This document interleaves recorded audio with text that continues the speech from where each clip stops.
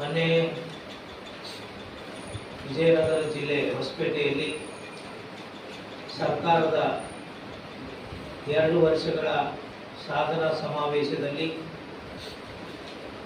ರಾಷ್ಟ್ರೀಯ ಕಾಂಗ್ರೆಸ್ ಅಧ್ಯಕ್ಷರಾಗಿರ್ತಕ್ಕಂಥ ಮಲ್ಲಿಕಾರ್ಜುನ್ ಖರ್ಗೆ ಅವರು ವೇದಿಕೆಗೆ ಅನ್ವಯಿಸಲಾಗದಂಥ ವಿಚಾರಗಳನ್ನು ಪ್ರಸ್ತಾಪ ಮಾಡಿದ್ದಾರೆ. ಅಂದರೆ ಅದು ನಮ್ಮ ಬೇಡ ಜಂಗಮ ವಿಚಾರಕ್ಕೆ ಮಾತನಾಡಿದ್ದಾರೆ, ದ್ವಂದ್ವ ಮಾತುಗಳನ್ನಾಡಿದ್ದಾರೆ. ಲಿಂಗಾಯತ ಸಮಾಜದ ಜಂಗಮರಿಗೆ ಇದರ ಪರಿಶಿಷ್ಟ ಜಾತಿಯಲ್ಲಿ ಸೇರ್ಪಡೆ ಮಾಡ್ತಾ ಇದ್ದಾರೆ ಅಂತಕ್ಕಂಥದ್ದು ಅವ್ರದ್ದು. ಆಮೇಲೆ ಬಡವರಿದ್ದರೆ ಅವ್ರಿಗೆ ನಾವು ಸಹಾಯ ಮಾಡೋಣ ಅನ್ನೋ ಮಾತು ಕೂಡ ಲಿಂಗಾಯತರಲ್ಲಿ ಬಡವರಿದ್ದರೆ ಸಹಾಯ ಮಾಡೋಣ ಅಂತಕ್ಕಂಥ ನೀವೆಲ್ಲ ಮಾತುಗಳು ಕೇಳಿ.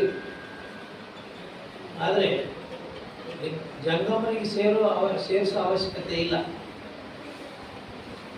ಇದೇನು ಆಡಳಿತದಲ್ಲಿ ಸ್ವತಂತ್ರ ಪೂರ್ವದಲ್ಲಿ ಬ್ರಿಟಿಷರು ನಿಜಾಮರು ಏನು ಆಳ್ತಾ ಇದ್ರು, ಅವಾಗಲೂ ಕೂಡ ನಮ್ಮ ಜಂಗಮರಿಗೆ ಡಿಪ್ರೆಷನ್ ಕ್ಲಾಸಲ್ಲಿ ನಮಗೆ ಅನುಕೂಲವನ್ನು ಮಾಡಿಕೊಟ್ಟಿದ್ರು. ಭಿಕ್ಷೆ ಬೇಡ, ಜೀವನ ಮಾಡಬೇಕು. ಈಗಲೂ ಕೂಡ ರಾಜ್ಯದಲ್ಲಿ ಜಂಗಮರ ಪರಿಸ್ಥಿತಿ ಅದೇ ಸ್ಥಿತಿಯಲ್ಲಿದೆ. ಅದಕ್ಕಾಗಿ ನಮ್ಮ ಖರ್ಗೆ ಅವರು ಸಂವಿಧಾನದ ವಿಚಾರಗಳನ್ನು ಅಧ್ಯಯನ ಮಾಡದೆ ಭಾಳ ಜನ ಪ್ರೆಸ್ ಮೀಟ್ ಮಾಡ್ತಾರೆ, ಆಮೇಲೆ ಹೇಳಿಕೆಗಳು ಕೊಡ್ತಾರೆ, ಅಸಂಬದ್ಧವಾಗಿ ಹೇಳಿಕೆಗಳನ್ನು ಕೊಡ್ತಾ ಇದ್ದಾರೆ. ಜಂಗಮರು ಯಾರು ಕೂಡ ಆಸೆಗೆ ಬಿದ್ದು ಪರಿಶಿಷ್ಟ ಜಾತಿಗೆ ಹೋಗ್ತಾ ಇಲ್ಲ.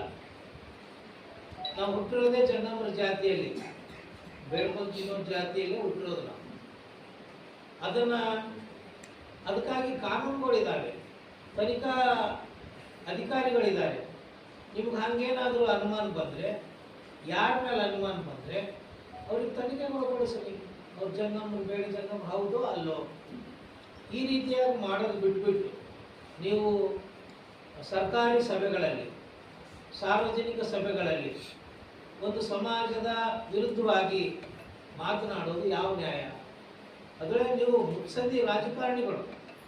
ನಮಗೆಲ್ಲ ಹೆಮ್ಮೆ, ನಮ್ಮ ಕಲ್ಯಾಣ ಕರ್ನಾಟಕದ ಒಬ್ಬ ವ್ಯಕ್ತಿ ಕಾಂಗ್ರೆಸ್ನಲ್ಲಿ ಪ್ರತಿಷ್ಠಿತ ಸ್ಥಾನಮಾನಗಳನ್ನು ತಗೊಂಡಿದ್ದಾರೆ ಅಂತಕ್ಕಂಥ ಹೆಮ್ಮೆ ಮತ್ತು ಅಭಿಮಾನ. ಅವರು ಸಾರ್ವಜನಿಕ ಸಭೆಗಳಲ್ಲಿ ಈ ವಿಚಾರ ಮಾತಾಡೋದು ತಪ್ಪು. ಬೇಡ ಜಂಗಮರಿಗೆ ಬಹಳಷ್ಟು ವರ್ಷಗಳಿಂದ ಅನ್ಯಾಯ ಆಗ್ತಾ ಇದೆ. ಇಂಥ ರಾಜಕಾರಣಿಗಳು ಬಹಳಷ್ಟು ಅನ್ಯಾಯ ಮಾಡ್ತಾ ಇದ್ದಾರೆ. ಯಾಕೆ ಈ ಜಾತಿ ಮೇಲೆ ಇಷ್ಟು ದ್ವೇಷ ಅಂತ ಗೊತ್ತಿಲ್ಲ. ಆಮೇಲೆ ನಾವು ಜಾತಿ ಮಾಡೋರಲ್ಲ.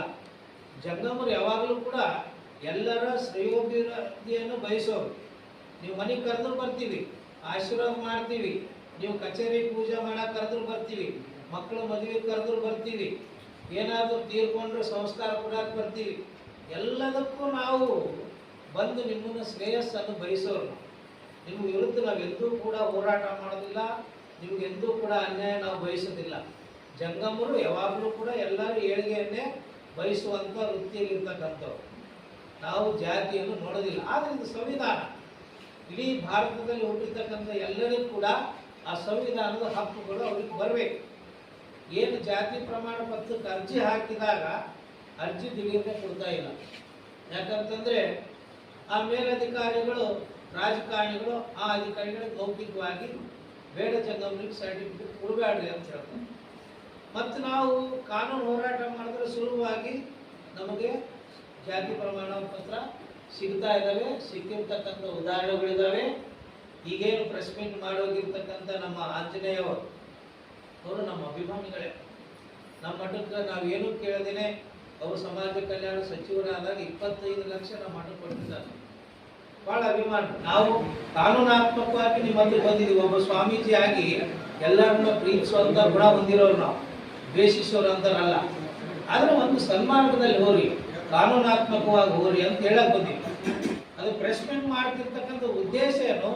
ನಮ್ಮ ಬೇಡ ಜಂಗಮರು ವರ್ಷರು ಕೂಡ ಇಂಥ ರಾಜಕಾರಣಿಗಳ ಹೇಳಿಕೆಗೆ ಎಲ್ಲೋ ಒಂದು ಕಡೆ ಹಿಂದೇಟು ಹಾಕಬಾರ್ದು ಅನ್ನೋ ಉದ್ದೇಶಕ್ಕೆ ನಾವು ಬಂದೀವಿ. ಅವರಾದರೂ ಕೂಡ ಅಷ್ಟೇ ಹೆಮ್ಮೆಯಿಂದ ಹೇಳ್ಕೊಡ್ರಿ, ಹೆಮ್ಮೆಯಿಂದ ಬರ್ಸ್ರಿ, ಹಬ್ಬ ಹರಿದಿನ ಬಿಡ್ರಿ, ಇದನ್ನ ಮಾಡ್ರಿ ಅಂತವ್ರು ಹೇಳ್ಕೊಡ್ತಾರೆ. ಮಾಡ್ಕೊಡ್ರಿ, ನಾವು ಅವ್ರಿಗೆ ಸಪೋರ್ಟ್ ಮಾಡ್ತೀವಿ.